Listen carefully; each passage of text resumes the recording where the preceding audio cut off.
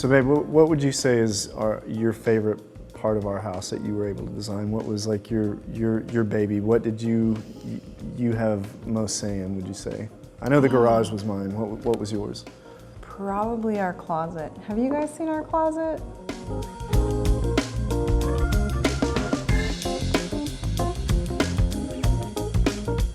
So this is the wardrobe, okay? So let's open, here we go. Coats. We're gonna skip this one because it's my junk one, okay? The husband only gets 2. This is his. So organized, I know.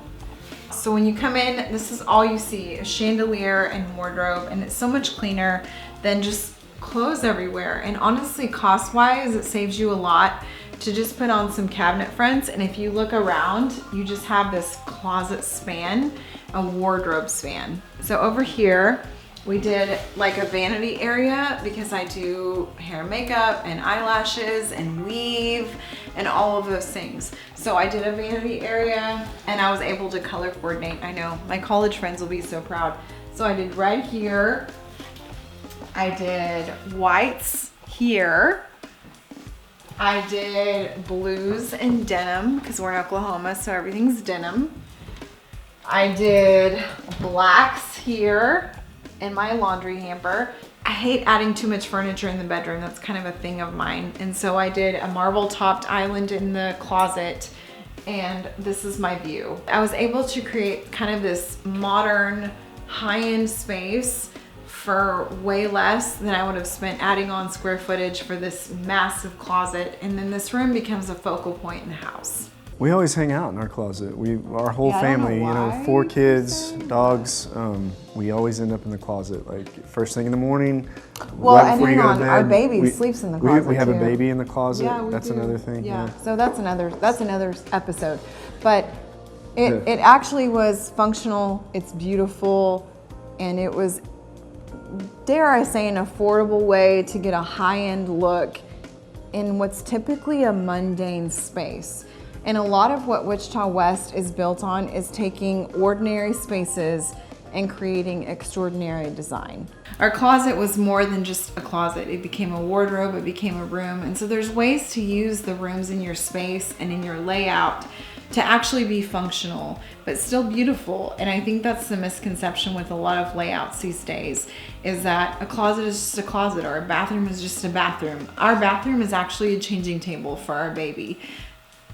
There's a crib in our closet right now because we had baby number 4 and we didn't plan for that. So anyways, blueprints, babies, whatever you have, we will find a space for and still make it beautiful. That's our mission.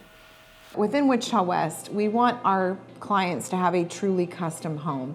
And in order to do that, we go to the best architects around. We went to the architect with Shayla and Ron, and I got to sit in on a Zoom call, and we literally for 1 hour drew out every single thing that they wanted. We want to build a custom home, but we also are trying to achieve a custom experience with our clients. So it starts with a conversation. It starts with a little one-on-one with our customers, and we go from there. And then once we know what their needs are and what their wants are and what's most important, ultimately, then we can go to the design phase, and that's where she has taken over and done a great job with. So much of the custom experience is the living space. So for a family with an artist, a studio is very important. So that becomes an important part of the design. So we're going back to the drawing board for a round 2 with the architect.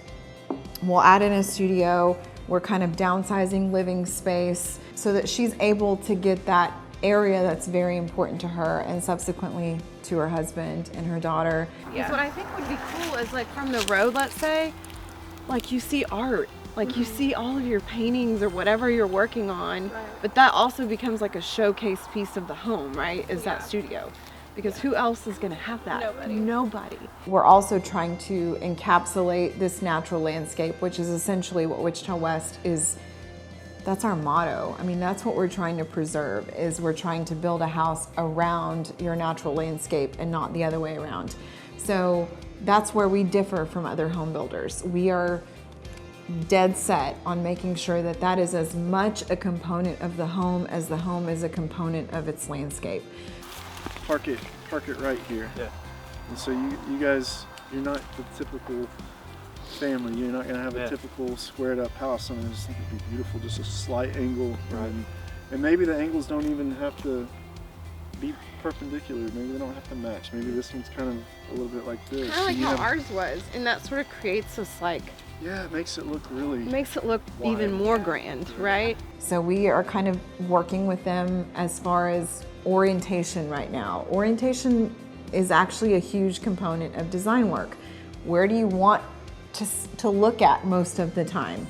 With our home specifically, we wanted to see the mountains. So everything faced this way. Bedrooms were put on the other side so that the main living areas where most families live faces the most beautiful part of the property. And a lot of what this show is based on is being honest with you and truthful with you. We want to educate you on how this works as we're getting educated ourselves. This is a new business for us, so we're learning all of the processes and we're sharing them with you as the consumer, as the home builder, as the buyer, so that when you get to this process, you know exactly what to expect. And I think that being transparent in this situation is that we're learning too. And it's exciting for us to know what step comes one after the other. And that's why we've called in mentors and people that know more than us, because we want to make sure this is done right and properly and executed the right way. I agree.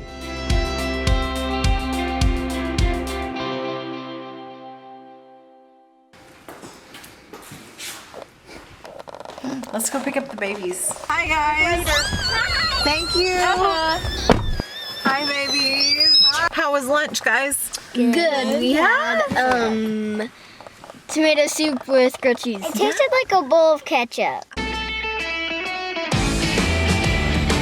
So you guys may think that me and the kids are the only things that JR loves. Well, hang on a second. We've got a fifth child that is in the shop. And it's my blue 72. So I haven't had this truck for almost a month now, maybe a little over. And well, hang on. He has a truck in the shop almost weekly. Okay. So this one in particular, though, is like 3 in the shop right now. Right. Yeah. Okay. There's 3 in the shop, but this one is like, this is the love of his truck life. Blue 72 Chevy Cheyenne. I need to go check on her. My mechanic said he's got a few things he wants to run by me. We're putting in a 4-speed transmission versus a 3-speed. Gonna do a little upgrade. I don't know that. If I get a cold, he's like, "You're fine, babe. Drink some tea." But if his truck makes like, a sound. I could only go in reverse. I went to get my hair cut and I had to drive in reverse all the way back to the office. That's a true story. We should have videoed that. Full blown 2.5 hours. 2.5 hours. 2.5 miles in reverse, headed back. So. But if his truck is unwell, let it be known. She's at the doctor like that. Okay? But for me, he's like, "Here, have a glass of wine. You'll be fine." I miss her. She needs to come home. Do you miss me? I do. You miss me like that? Yes, I do. I do. Cut.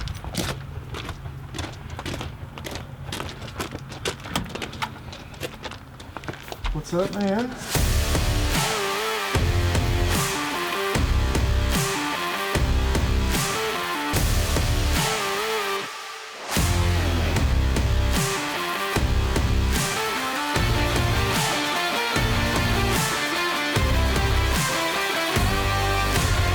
He built a custom exhaust for this truck, and I'm pretty sure it's been in a couple of magazines, couple of websites, but it's got what all's going on with that exhaust?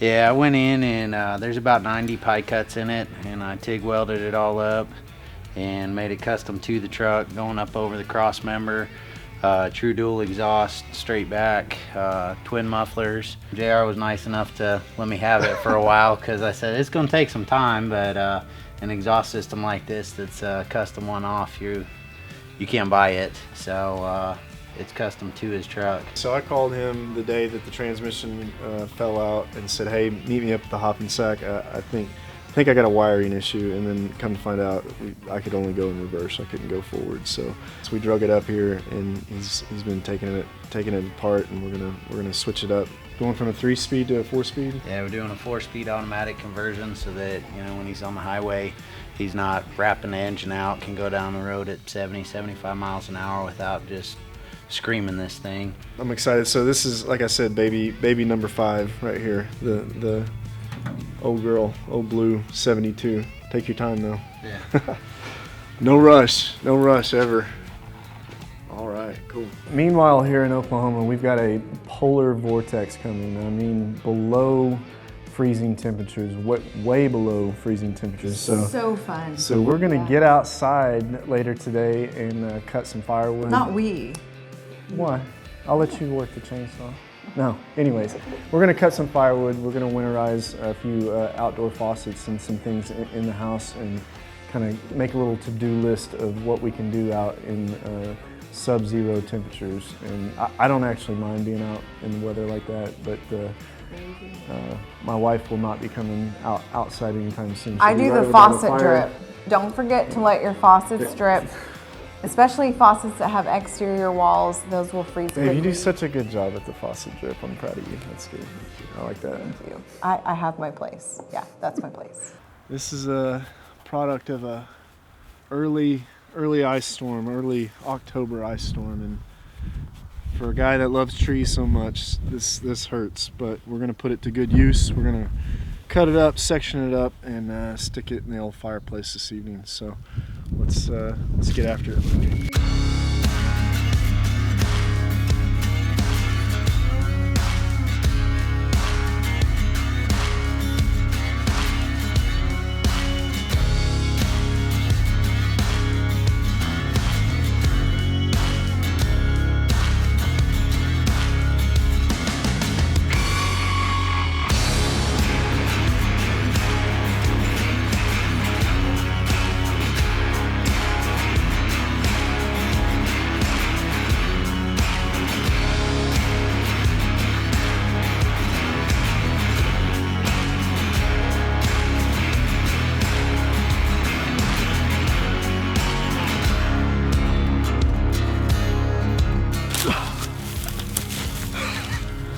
Not the safest way down, but it worked.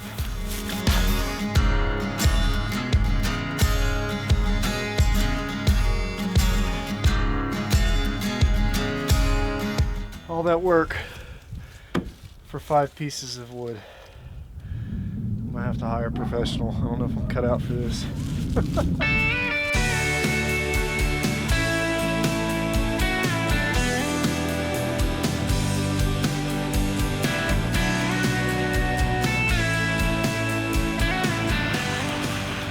So I just dropped my daughter off at cheer practice.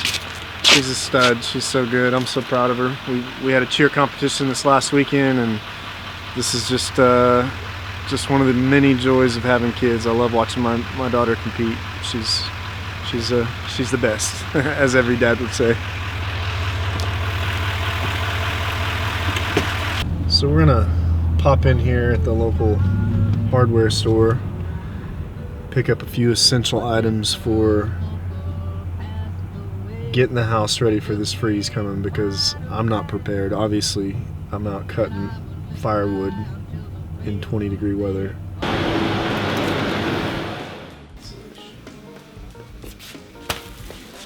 The last two, we got lucky. Slackers got lucky. This one is how we're doing it right here. I don't know why I'm whispering. I really don't. Okay, I think we're set. Buckets, duct tape, insulation.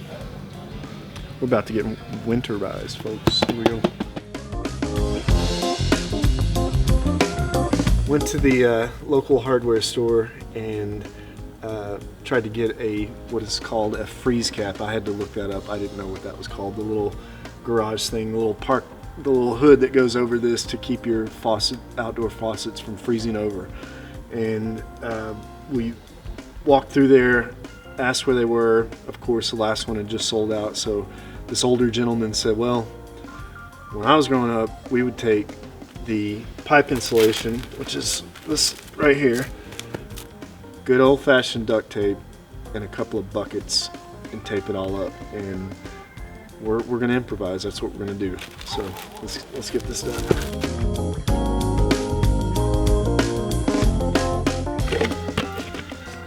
Nice hardware bucket, fits over like so.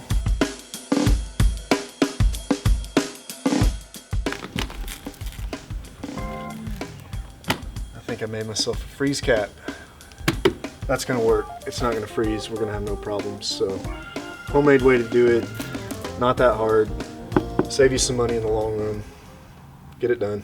We appreciate all the love and support. Please like, share, subscribe, and just keep on coming back. We to the see house. it all. Come- We come see hang out every with us. share. We note it. We know that you're watching, and it truly, I say this every time, but I could get sappy every time. It really is everything to us, and we appreciate you so much. From the bottom of our hearts, we appreciate it. Thank you. Thank you.